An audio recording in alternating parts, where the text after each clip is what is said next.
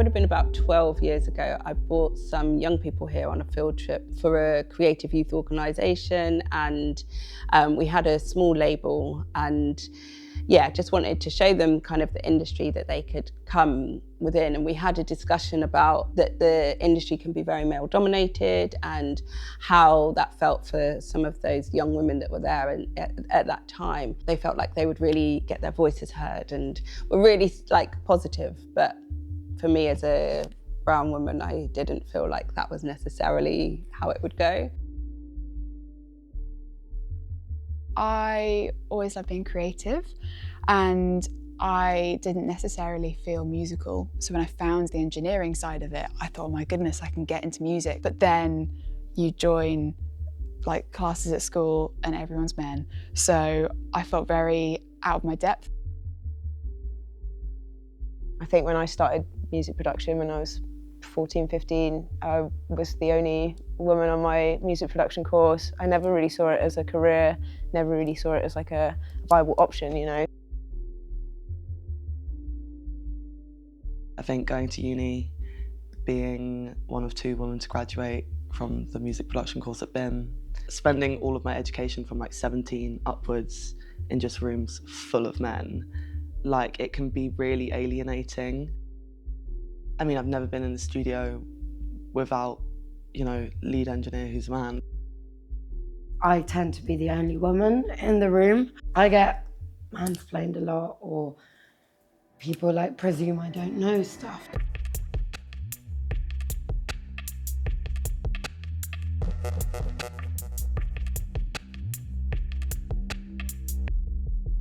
Firstly, the reason that we started, you know, running our engineering courses, our production courses, was because, you know, we had originally started as an artist development program and label, and actually really needed to respond to what our community were feeding back in terms of their experiences, which were that, you know, going into studios feels super intimidating and not like a place where they can feel creatively free, which for us was, you know, one of the most important things was to, you know, provide that space where they can feel creatively free. So a massive part of this project is about reimagining what music studios and music tech environments are like when they're not kind of dominated by like white cis men, which for all of time that has usually been the case, probably kind of 99% being the case. So here at Real World, what's great is that now actually their head engineer is a woman.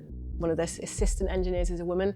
So this felt like the perfect fit to come in and from kind of the ground up, yeah, reimagine the music studio and then how that impacts the artists and their ability to create. Like, this studio was designed to have sessions like this. Peter loves it when it's used for good music, good people, great recordings, hopefully. It's such an iconic space that they're going to be able to have this as their portfolio and be like, this is me at Real World doing my thing. I am unraveling.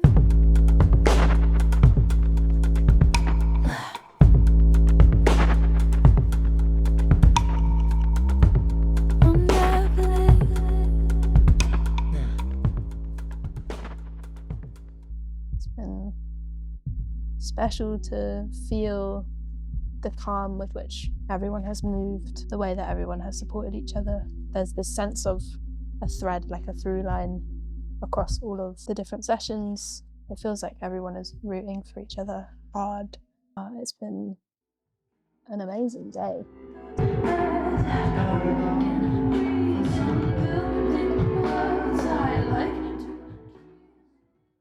Just ground ourselves as a group before we get into rushing around and doing everything. I was just looking at the photos and videos from the week. Wanted to also utilise the big grant. Like, such a beautiful experience to just be surrounded by such like incredible people, and to be able to share music and our passions like together in such a like loving and caring way. I really appreciate like how Saffron put together the team and select very carefully people who are going to be encouraging and calm. If I was just around bros that just don't get it, really, it would just not feel like safe or good. From my perspective, when you have people who don't naturally come into spaces like this very often because of whatever barriers they might be facing, it's really important to be as open and just make sure they feel like they're in a place where they belong. One of the best parts about this project is there's a degree of trust between all of the musicians and the engineering team and the video team and just Saffron as a whole. It really feels like everyone in the band's just like ready and willing to let us take care of what we do best. With Katie and her team here and, you know, being in this space where there are no egos, there is like this accommodating everything. Maisy and Katie are just badass women, do you know what I mean? Like, they're so clever. Yeah. They've inspired me so much, and the workflow is smooth, it's calm, confident, chilled, and precise. Been working in the music industry for nearly 2 decades and been in lots of studio environments, but actually being here with Katie and how she, you know, holds the space as the head engineer, and also Maisy, her assistant, has been really incredible. It's not just about how you hold that space technically. You go at their pace, you go at their vision, you're like responding to that. I honestly have not heard no. I think it's really important to say yes to people. If you can make it work and the only inconvenience is to you, then do it.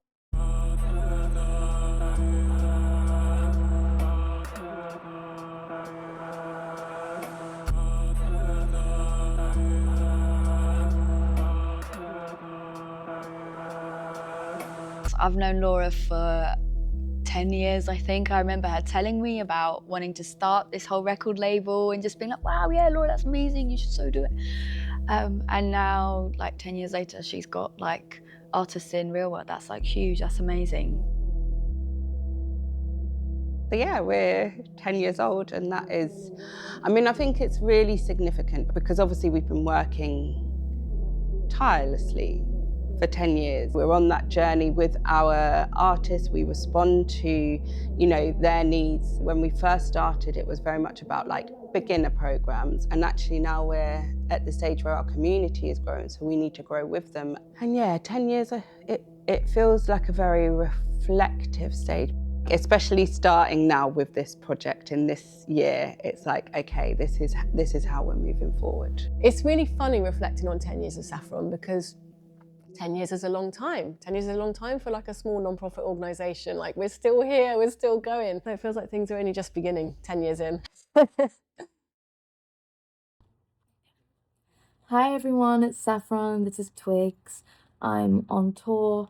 I actually don't know where I am right now, somewhere on my way from Toronto to Chicago, but I just wanted to take a minute to say hello to everyone and just to say how excited I am to be in the beginning stages of working with Saffron. This is very important to me. I've spent many years in recording spaces with no representation for people of colour, non-binary people, trans people, women, and I think that my journey would have been so much easier and I would have felt so much safer and encouraged and just capable if I would have seen more people that looked like me, were from the same communities that I'm from. So I'm here to support, I'm here to carry the message, and I think that Saffron and I are going to be doing some amazing work in the next year. So sending lots of love, and this is just the beginning.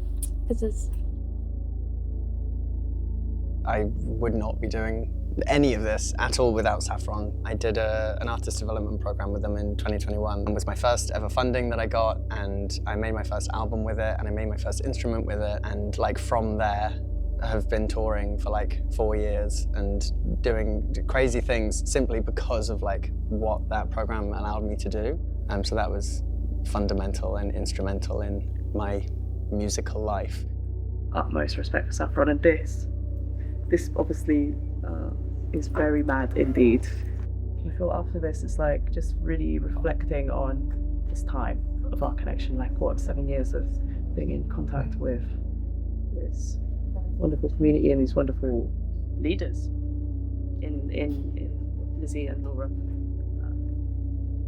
Full of gratitude. I honestly don't know what I would do without Saffron. I feel like Saffron was sort of like a big part of what got me into music in the first place. Saffron is a place where I can constantly go back to and feel like I have a home and feel like I'm like seen and heard and safe, because I feel like right now I don't feel safe in the world, really. It's not a safe place, and this feels like home. It's been like an absolute privilege having Saffron here, because every musician who's walked into the room has just been so good at what they do and so passionate, and also not really typically able to be in a space like this. So from our point of view, it's just been a pleasure having like people who really relish an opportunity like this and put loads of work into making sure their sets are really well rehearsed. A take finishes, and then you think, God, I feel a bit choked up now, and you look around and think, oh, okay, it's not just me, that's good. It's just like amazing being in a room full of people from such diverse backgrounds as well. It's quite a rare thing in studios in the UK. And I think this is probably like maybe the second session I've done where it's been like more non-men than men in the room. And that's like in 7 years. So I think it's quite a stark indication of where the industry's at.